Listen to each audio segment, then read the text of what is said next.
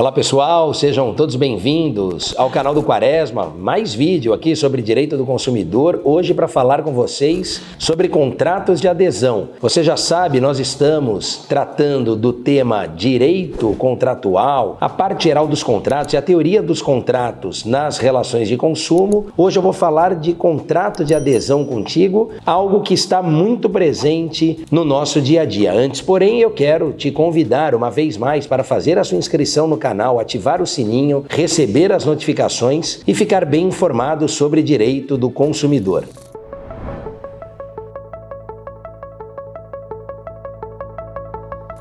Bom, certamente você já ouviu falar sobre contrato de adesão. E até quando começamos aqui a falar sobre contratos de um modo geral, eu disse a você que o contrato de adesão nada mais é do que um contrato pré-redigido, pré-impresso, pronto e acabado, como nós costumamos dizer, em que o consumidor não tem voz ativa, isto é, o consumidor não pode discutir as cláusulas, não pode, na verdade, tentar mudar o conteúdo destas cláusulas. Este contrato de adesão, pronto e acabado que é, subtrai, portanto, do consumidor a possibilidade de tratar destas cláusulas, de modificar a redação de algum destes pontos. Por isso a adesão, ou ele adere ao contrato como um todo, ou ele não celebra a avença e não pratica o negócio jurídico. Quando o legislador trabalhou o contrato de adesão, isto no artigo 54 do Código de Defesa do Consumidor, reconheceu esta supremacia do fornecedor, que é quem dita as regras e, portanto, quem redige as cláusulas, mas é interessante aqui falar com vocês também sobre um outro aspecto. A possibilidade destas cláusulas já terem sido pré-redigidas ou estabelecidas pelos órgãos de controle, aqui em especial as agências reguladoras, os órgãos regulatórios, como acontece, por exemplo, com a SUSEP, a Superintendência de Seguros Privados, em relação aos contratos de seguro. São contratos de adesão, têm as suas cláusulas redigidas pela seguradora, mas muitas das cláusulas lá contidas, lá inseridas, já foram idealizadas e previamente concebidas pelo agente, pelo órgão regulador, nesse exemplo pela SUSEP. O mesmo em relação aos contratos bancários, com a participação do Bacen, do Banco Central. Não é propriamente um órgão regulador, mas faz às vezes, acaba de certa maneira regulando estes contratos em relação ao sistema bancário. E por aí afora, como acontece também com as agências reguladoras. Vamos pensar aqui a Anatel, a ANEEL, a ANAC, essas agências que elaboram diretrizes, incorporam em relação aos contratos muitas das suas regras.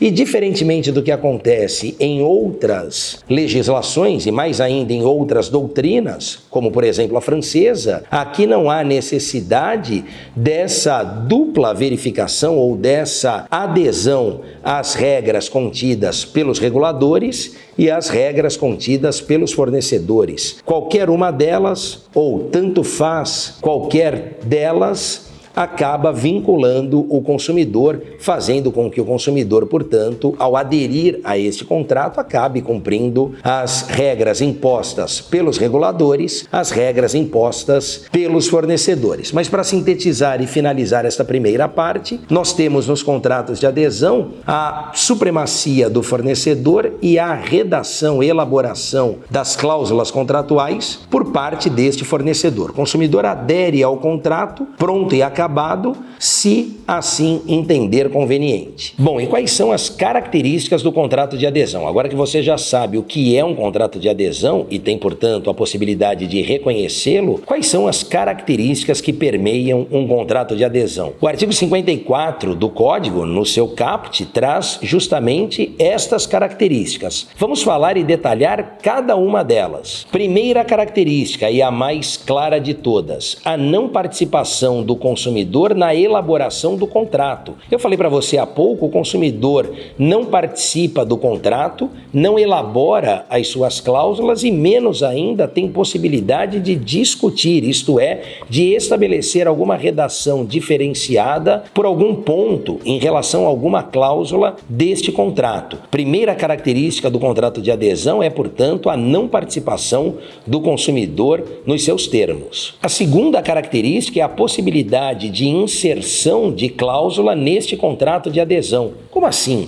Se o contrato já vem pronto e acabado, já tem as suas cláusulas pré-definidas, nada impede que as partes, isto é, fornecedor e consumidor, de comum acordo insiram uma cláusula neste contrato de adesão. E muitas das vezes, esta cláusula inserida é feita de forma manuscrita, é feita de forma a somar aquelas já existentes no contrato de adesão. Não há problema nenhum em relação a esta inserção, ao contrário, doutrina e jurisprudência admitem que esta cláusula, redigida de forma manuscrita, por exemplo, ou em outra fonte, que não aquela estabelecida no contrato, e que mostre, portanto, uma inclusão posterior, reflita a real vontade das partes e deve, justamente por isso, prevalecer em relação a alguma outra, já pré-redigida, que discipline aquele tema, aquele mesmo assunto, em sentido contrário. A terceira característica é a resolução do contrato de adesão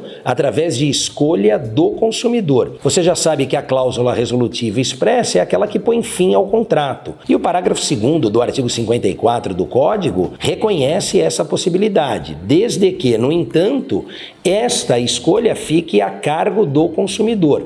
O fornecedor pode prever a resolução expressa no contrato, isto é, um ponto final naquele contrato, sem que subtraia do consumidor o direito de escolha. Quem vai decidir pela resolução tem que ser o consumidor. E aí entram dois aspectos bastante interessantes que são os seguintes. Primeiro, se a escolha partir do consumidor, como determina a legislação, é necessário que ele, consumidor, receba de volta o valor que foi pago monetariamente atualizado. O Código reconhece ao consumidor o direito de reaver a quantia que pagou durante a vigência daquele contrato. No entanto, para evitarmos um enriquecimento sem causa ou algum benefício em prol do consumidor, este mesmo dispositivo diz que deve ser deduzido do crédito do consumidor um valor pela fruição do produto, isto é, pela utilização do objeto, do produto previsto naquele contrato, e ainda a indenização com relação aos prejuízos que esta resolução manifestada pelo consumidor, isto é, a rescisão do contrato externada pelo consumidor, possa vir a causar ao fornecedor. Aqui também é importante lembrá-lo que o ônus da prova em relação ao prejuízo compete ao fornecedor, ou seja, quem escolhe a resolução do contrato é o consumidor, que deve ter o valor pago a ele devolvido, deduzindo, no entanto, os custos com a utilização, os valores descontados pela utilização do produto, sem prejuízo da dedução também do prejuízo que esta resolução vier a causar ao fornecedor. Ônus da prova do prejuízo é de quem suporta este prejuízo e, portanto, do fornecedor. A quarta e penúltima característica aqui dos contratos de adesão guarda relação com os termos com que estas cláusulas, que você já sabe, foram idealizadas, redigidas e inseridas no contrato pelo fornecedor, devem seguir. Quais são as características, quais são os requisitos que estas cláusulas do contrato de adesão devem observar? Primeiro, um tamanho mínimo de fonte. Há uma lei federal de 2008, a 11.785, que estabelece uma fonte mínima para estas cláusulas no contrato de adesão. Ao invés de termos fontes diminutas, letras miúdas, que impedem inclusive a leitura por parte do consumidor, e aí obviamente é uma questão de lógica, se eu não consigo ler, como eu vou conseguir entender?